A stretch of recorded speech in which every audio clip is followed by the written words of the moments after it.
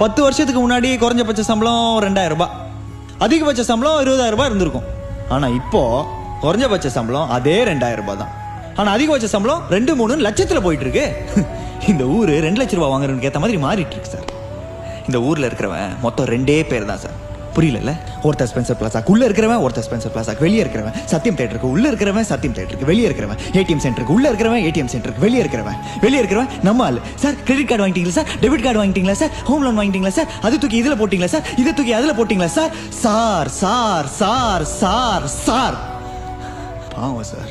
அந்த ஹிஸ்டரி படிச்சவனுங்க, ஜியோகிராஃபி படிச்சவனுங்க, சோசியாலஜி படிச்சவனுங்க, சைக்காலஜி படிச்சவனுங்க, பொலிட்டிக்கல் சயின்ஸ் படிச்சவனுங்க, எக்கனாமிக்ஸ் படிச்சவனுங்க செத்தானுங்க சார்.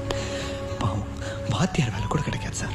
இந்த வாழ்க்கை, வசதி, சந்தோஷம் இதெல்லாம் இந்த MBA படிக்கிறவன், MCA படிக்கிறவன், அண்ணா யூனிவர்சிட்டியில் இன்ஜினியரிங் படிச்சவன், டாக்டருக்கு படிச்சவன், இதெல்லாம் இவங்களுக்கு மட்டும் தானே சார். இதர் நோக மனிதர் பார்க்கும் வாழ்க்கை இனி உண்டானான் பாரதி. அதான் சார் நடக்குதுங்க.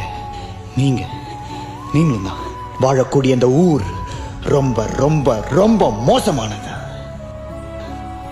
நீங்க சாப்பிடுற ஒரு வாய் பீஸாக்காக, ஷூக்காக, கண்ணாடிக்காக கொலை செய்யப்படலாம் பண்ணிட்டு இருக்காங்க. Got it? Be aware of it.